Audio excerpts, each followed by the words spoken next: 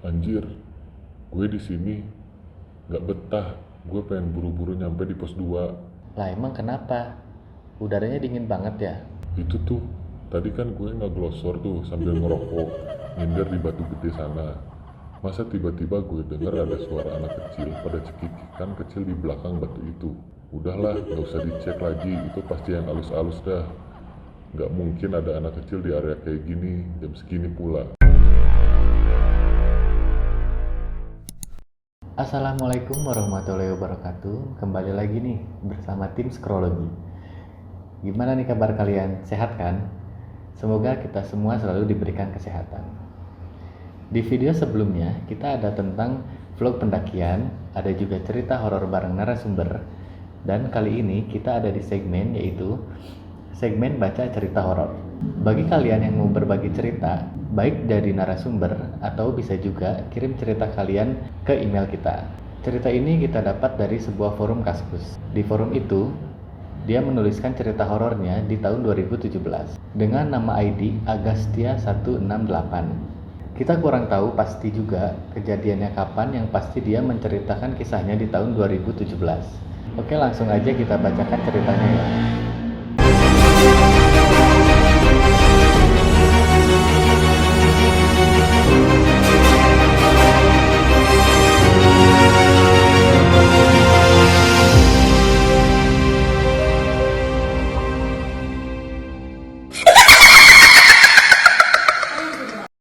Waktu itu saya kebetulan ada acara kantor.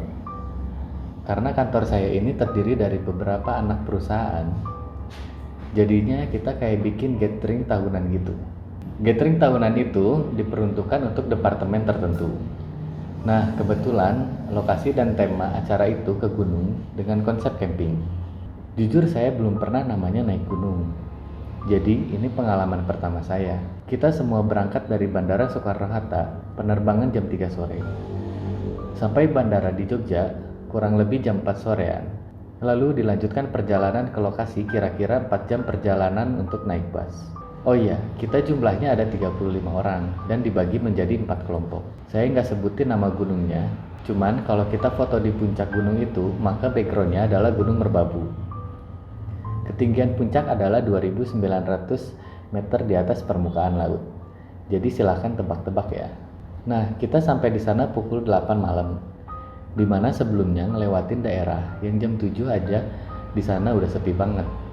Terus kanan kiri persawahan, tapi gelap banget. Nah, di sini nih sudah mulai perasaan gak enak. Seakan-akan ramai banget. Ada yang ngeliatin dari arah persawahan ke bus kita. Padahal kondisi gelap banget, ditambah suasana waktu itu hujan agak deras.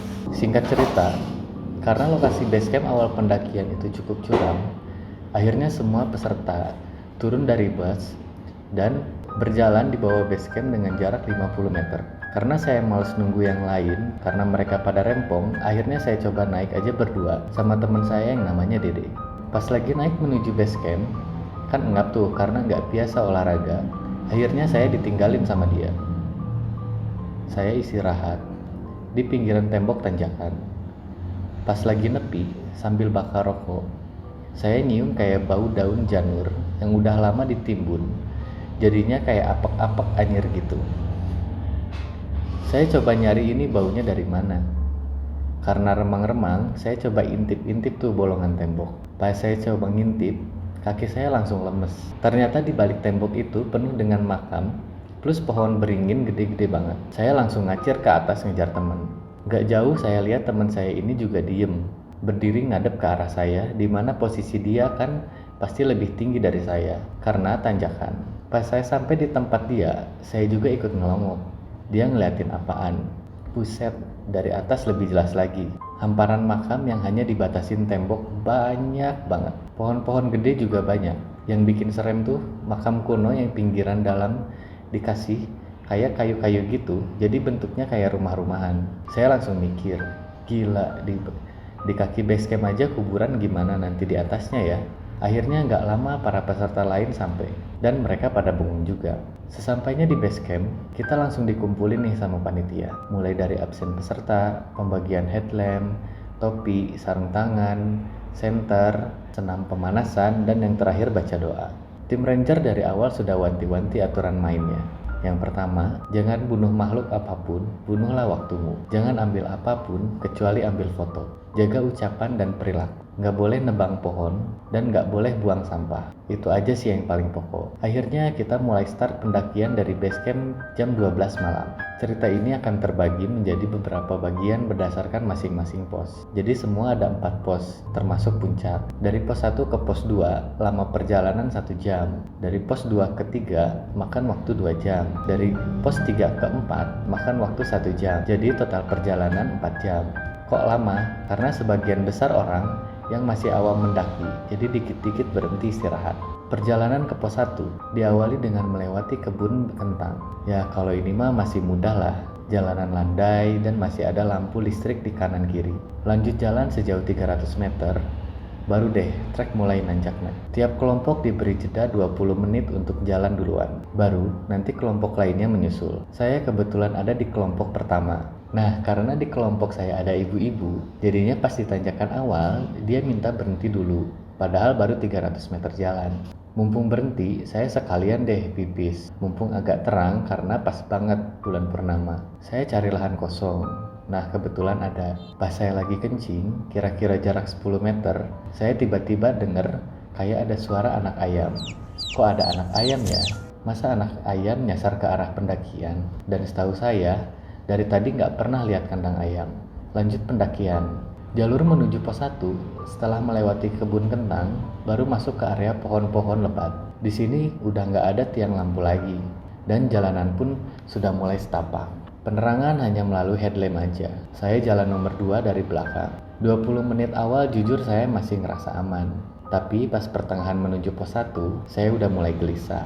Walaupun masih terhitung di kaki gunung, tapi ternyata kanan kiri saya udah semi jurang. Gelap, pekat banget. Ranger team bilang, jangan sekali-kali kita mandangin pohon atau semak-semak. Kalau malam, fokus lihat kaki teman di depan saja atau badannya. Awalnya saya ajak ngobrol nih teman saya yang paling belakang. Karena sama dia, saya masih lumayan nyambung. Tapi untuk hemat energi, kita jarang-jarangin deh tuh ngobrol. Gak lama saya curiga, kok di belakang senyap banget, kayak gak ada orang. Akhirnya saya cek nengok ke belakang. Bener loh, teman saya itu udah gak ada. Akhirnya saya minta stop dulu ke ranger paling depan, buat nungguin teman saya. Nunggu 5 menitan kok gak nongol-nongol. Akhirnya ranger balik arah buat nyari dia. Ada sekitar 15 menitan, baru deh ranger dan teman saya gabung. Dan teman saya itu langsung ditaruh di tengah, sembari si ranger menghitung ulang jumlah orang yang ada di kelompok saya. Sedangkan saya dan teman saya yang awalnya nomor 2 di paling depan dijadikan leader. Si ranger jadi orang yang paling belakang. Di kelompok saya ini ada 8 orang, di luar ranger. Gak lama berselang, akhirnya kita sampai juga di pos 1, dimana di pos itu bentuknya kayak tanah petakan. Kita dikasih waktu 5 menit untuk istirahat. Di sela-sela istirahat itulah saya coba ngajak ngobrol teman saya. Jadi menurut cerita dia coba ikutin arahan si ranger, di mana kita fokus ke kaki teman yang ada di depan, karena dia juga udah rada ngantuk. Kebetulan deh, tuh dia jalan sambil rada nunduk ngeliatin kaki saya. Karena kita jalan rada monoton, jadi dia bengong. Dia bilang tiba-tiba saya katanya lari. Pas dia coba lihat tegak, di depan mata dia tuh langsung pepohonan dan semak-semak, alias jalan buntu.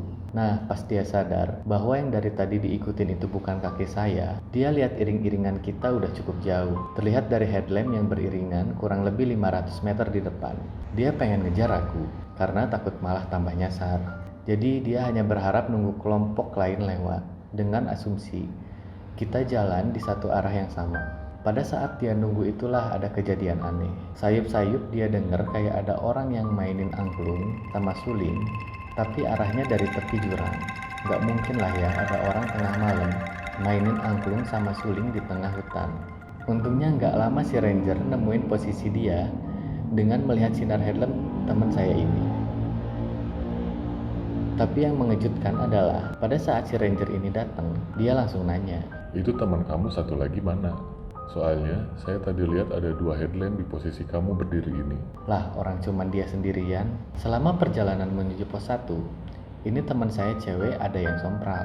Dia ini emang orangnya rada suka rewel.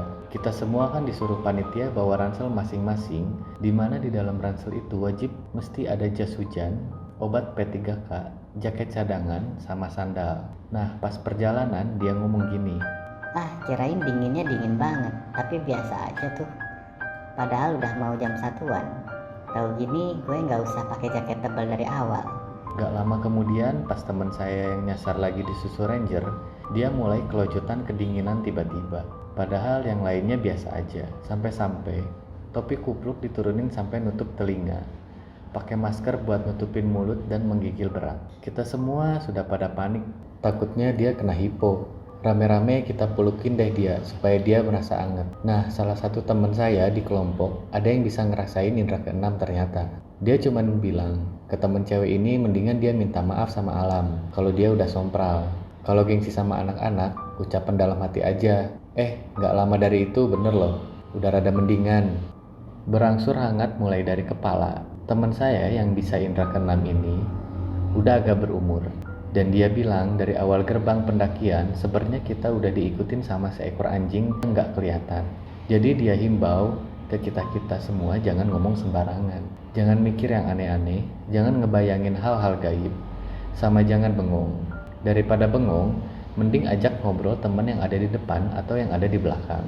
Lanjut perjalanan, kira-kira jam 1:30 dini hari. Kami melanjutkan perjalanan menuju pos 2. Karena kelompok lain sudah mulai terlihat dari kejauhan melalui headlamp yang mereka gunakan. Kalau kita tidak sesegera mungkin meneruskan perjalanan, maka mereka tidak beristirahat di pos 1, sebab areanya cukup kecil. Kondisi jalan menuju pos 2 didominasi oleh bebatuan dan jumlah tanjakan pun cukup banyak. Kalau perjalanan menuju pos 1 tadi, pohon-pohonnya kebanyakan pohon dengan batang-batang besar dan semak belukar. Kali ini bisa dibilang seperti hutan bambu. Jadi kalau di kanan kita adalah hutan bambu, di sebelah kiri kita itu pohon-pohon yang batang-batangnya sedang. Suhu pada saat itu kurang lebih 2 derajat. Lumayan dingin. Tapi yang bikin deg-deg ser adalah kabut di sana cukup tebal dengan jarak pandang ke depan hanya 5-6 meter. Di sini salah seorang ibu-ibu yang berada di barisan depan merasa kok dia sumpek, seakan-akan dikelilingi banyak banget orang. Padahal kita jalan berbaris ke belakang. Ibu-ibu itu sampai ngomong ke ranger apakah boleh dia tuker ke barisan belakang, dan akhirnya permintaan dia pun dituruti. Menuju pos 2 ternyata banyak nih poin yang bisa dijadikan tempat beristirahat sementara. Jadi tiap jalan 20 meter pasti ada aja yang minta berhenti. Setelah ibu-ibu tadi gantian, ada bapak-bapak yang ingin berhenti karena merasakan hal yang sama dengan yang dialami oleh ibu-ibu tadi. Akhirnya bapak-bapak itu pindah ke belakang. Karena pergeseran tersebut, akhirnya saya jadi di urutan 3 paling depan. Tanjakan demi tanjakan kita lalui. Nah, di sini ada salah satu teman saya yang berasa dan ngomong ke saya, namanya Wahyu. Bang, berasa aneh nggak sih di sini? Kenapa Yu? Di hutan atau gunung, masa sih nggak ada jangkrik atau belalang? Ini terlalu sunyi banget bagi gue. Nggak ada suara serangga, yang ada hanya bunyi kibasan daun bambu yang kena angin. Lah, iya bener juga loh. Di sini aneh ya. Kondisi saat itu hening, sehening-heningnya. Yang awalnya pada ngobrol, sekarang pada diem. Apa mungkin terlalu capek? Enggak juga lah ya, karena perjalanan pun baru aja dimulai. Batu-batu tanjakan yang kita daki segede-gede batu kali. Jadi lumayan ngeluarin tenaga. Kabut mulai makin tebal. Semakin kita ke atas, saya kalau ngeliat ke belakang paling banter cuma 2 orang di belakang aja yang terlihat jelas. Kalau yang di belakang lainnya udah nggak kelihatan. Tiba-tiba leader saya yang paling depan ngasih aba-aba ke kita. Pak, Bu, di depan sepertinya ada tenda dan orang pada berdiri. Rasanya areanya cukup untuk jumlah kelompok kita. Gimana kalau kita istirahat sejenak di sana? Emang kelihatan ya? Kalau emang ada, boleh deh kita istirahatin kaki dulu sebentar. Lalu Mas yang 2 menyambut. Boleh tuh, saya juga mau pipis. Dengan riang gembira teman-teman sangat menanti area tersebut. Karena jujur, pada perjalanan ini kami capek secara psikologis. Hawa sangat dingin, sunyi, dan berkabut. Jadi besar harapan kami bisa bertemu dengan pendaki lain sekaligus beristirahat. Saya yang ada di posisi ketiga, tapi nggak bisa lihat itu. Positive thinkingnya karena kabut kali ya. Nah, jalan deh tuh kita menuju ke sana. Agak dicepetin jalannya karena pengen buru-buru deprok di tanah. Tapi kok nggak nyampe-nyampe. Orang-orang udah pada mulai nanya nih ke leader depan. Om, kok nggak sampai-sampai ya? Bukannya harusnya ada di depan mata? Kemudian leader pun menjawab, Iya nih, itu sih masih kelihatan. Bentar lagi, itu mereka ngelihat kita kok lambaikan tangan. Terus coba kita jalan. Akhirnya saya iseng coba maju ke depan tepat di belakang leader posisinya. Dan sambil jalan saya nanya ke dia, tapi agak pelan supaya nggak kedengeran sama yang di belakang. Mas, kok nggak nyampe-nyampe? Lo yakin mas ada orang di depan sana? Leader pun menjawab, Itu mas, saya lihat kok. Mungkin kita tertipu jarak pandang aja. dalam hati saya bilang, masa iya sih? Saya coba berusaha sabar. Kira-kira setelah jalan 7 meteran, saya coba nanya lagi karena penasaran. Mas, mana nih? Harusnya dengan jarak pandang segini, lo nggak bisa ngelihat objek yang jauhnya di atas 5 meter dari kita. Nah itu mas, setiap kita makin dekat, kok kayaknya dia agak ngejauh lagi dikit. Nggak lama ranger yang di belakang kita lari ke depan. Kemudian ranger pun berkata, Mulai dari sini, saya yang in charge ya. Leader, sekarang silakan pindah ke belakang jadi sweeper. sontak semuanya pada kaget dan diem ngelihat kelakuan ranger yang spontan seperti itu. Si ranger sama sekali nggak ngomong apa-apa, menjelaskan apa yang dia lihat sebelumnya. Karena penasaran dan tingkat kepo tinggi, saya beranikan diri untuk nanya kepada ranger, Mas, tadi di depan katanya ada tenda dan orang. Kapan kita nyampenya ya? Kasian yang mau pipis dan istirahat sebentar. Ranger pun menjawab, Saya nggak saranin kita berhenti di area ini. Sampai dengan jarak 200 meter ke depan, nggak jauh setelah itu akan ada area yang cukup buat kita istirahat. Tapi harus di area itu ya. Dengan berat hati, ya sudahlah, kita pada ngikutin arahan si ranger. Ternyata benar, sepanjang perjalanan sama sekali kita nggak nemuin area lapang orang buat bikin tenda. Lebar jalan kita nggak lebih dari 50 cm. Itu cukup buat jalan aja. Kurang lebih 30 menitan, akhirnya kita sampai di lokasi yang dimaksud oleh ranger. Di situ peserta langsung deprok, kencing, ngerokok, minum, dan yang lainnya. Di sini saya nyuri-nyuri kesempatan nanya teman saya yang bisa merasakan hal itu. Mas, tadi itu apaan sih? Kemudian teman saya jawab, Namanya juga di tempat yang jarang dikunjungi orang. Kadang-kadang kita suka tertipu mas. maksudnya tadi dia ngelihat penampakan. Nah, teman saya itu diem aja nggak jawab. Dia langsung ngalihin perhatian dengan ngomong hal yang lain. Tapi tiba-tiba salah satu teman saya yang lagi ngerokok di pojokan dekat batu besar jalan, setengah lari menuju kita berdua, terus jongkok gitu aja. Saya kaget dong, terus nanya, kenapa lu mas? Anjir, gue di sini nggak betah. Gue pengen buru-buru nyampe di pos 2. Lah emang kenapa? Udaranya dingin banget ya? Itu tuh, tadi kan gue ngeglosor tuh sambil ngerokok, nyender di batu gede sana. Masa tiba-tiba gue denger ada suara anak kecil pada cekikikan kecil di belakang batu itu. Udahlah, gak usah dicek lagi, itu pasti yang alus-alus dah. Gak mungkin ada anak kecil di area kayak gini, jam segini pula. Saya langsung diem aja deh. Teman saya yang bisa merasakan juga diem 1000 bahasa. Tapi akhirnya dia nggak tahan juga kali ya dan ngomong, teman saya yang bisa merasakan ini namanya Mas Burhan. Kemudian Mas Burhan pun berkata, Tadi apa yang dilihat si leader memang benar adanya, tapi posisinya nggak di sana sebenarnya, melainkan di sini. Mereka cuma pengen kita tahu bahwa mereka dulu pernah ada. Coba aja tanya rangernya, dulu di sini pernah ada kejadian apa. Tapi omongan ini lanjutin ntar aja ya, mereka diam-diam nyimak soalnya. oke deh mas, terus tadi yang dibilang masnya tentang anak kecil cekikikan itu gimana? Trek di sini rame, nggak jauh di depan nanti siapin masker ya, bakal nggak nahan sampean sama baunya. Dari sini aja udah mulai berasa. Saya nggak ngerti deh maksudnya Mas Burhan apaan. Nggak lama kemudian kita lanjut lagi. Kali ini saya pindah ke deretan paling belakang bareng ibu-ibu sama Mas Burhan. Karena saya ngerasa bete, ya pada diem-dieman aja, nggak ada yang ngobrol. Kebanyakan yang cewek-cewek dan ibu-ibu aja yang pada ngeluh. Tiap berapa meter harus berhenti, apalagi tiap tanjakan kecil. Pasti deh berhenti. Berhenti cuma sekedar berdiri tapi sambil ngambil nafas. Akhirnya saya ngeluarin HP dan handsfree. Maksudnya mau sambil dengerin lagu supaya nggak bosen dan nggak ngantuk. Baru juga ngeluarin HP, langsung ditepok sama Mas Burhan. Mas Burhan bilang, Jangan dipakai, nanti aja. suwe, ya udah lanjut lagi lah. Ada kali 20 menit setelah itu, dari depan ada mas-mas yang ngomong. Kenceng banget. Bau apa nih ya? Bau banget. Mas Ranger, kita lewatin daerah apaan sih ini? Kok bau banget? Ibu-ibu pun menjawab. Mas, bau bangke nih. Kemudian Ranger bilang, Kalian kan sudah bawa masker atau buff. silahkan digunakan ya. Daerah sini karena dekat lokasi penggalian gas alam, jadi agak bau. Bener sih, kalau dilihat di kiri tepi gunung, samar-samar dipaksa mata, kita bisa ngelihat separuh area perkampungan bawah. Cuma titik-titik lampu doang. Dan gak jauh dari situ, terlihat ada kayak area kebakaran yang cukup luas. Dan ternyata area itu adalah area penggalian gas alam. Baunya kayak bau belerang. Tapi sebenarnya menurut saya lebih ke arah bau bangke. Saya sempat tengok ke belakang lihat Mas Burhan sambil ngomong. Oh, maksud Mas bau ini ya? Bau gas ini Mas. Dengan nada ngecengin, tapi dia cuma tersenyum kecil aja. Jam sudah menunjukkan pukul 2.15 pagi.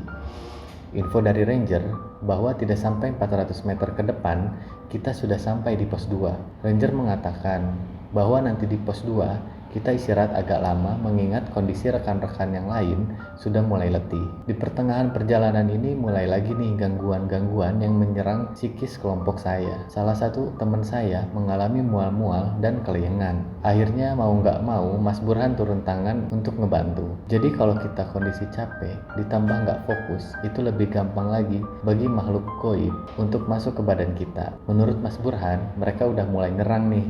Lucunya si Ranger tetap berusaha nutup-nutupin bahwa itu karena kondisi badan peserta aja, bukan karena makhluk goib. Yang jelas itu cukup mempersulit pendakian kita. Karena kita banyak berhentinya, akhirnya kelompok 2 berhasil menyamakan posisi. Barengan jadinya kita jalan menuju pos 2. Jadi agak ramean, kira-kira 20 orang kita jalan bareng. Pas jalan bareng itu saya coba nanya ke anggota di kelompok 2. Apakah mereka mengalami kejadian aneh selama perjalanan mereka?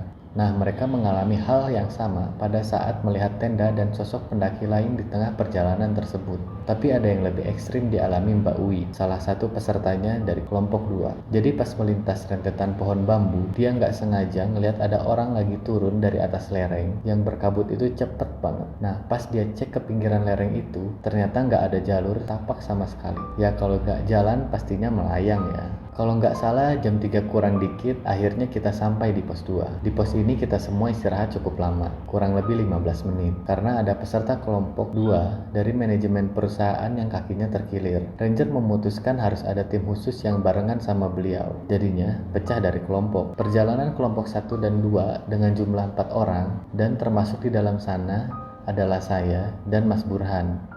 Kenapa saya? Karena saya dari perusahaan yang sama dengan beliau. Di sini nih, mulai teror yang lebih asik lagi. Teror menuju pos 3. Wah, lemes nih dengkul. Gak masuk akal. Mana ada cewek jalan sendiri dari atas gunung pagi-pagi buta. Kira-kira pas jarak sudah 7-8 meter, di mana sinar senter sudah mulai menyentuh area tubuh perempuan itu, tiba-tiba dia langsung belok ke kanan. Seakan ada jalan belokan di depan sana. Lah, masa iya sih ada jalannya? Bukannya kanan kiri tebing ya?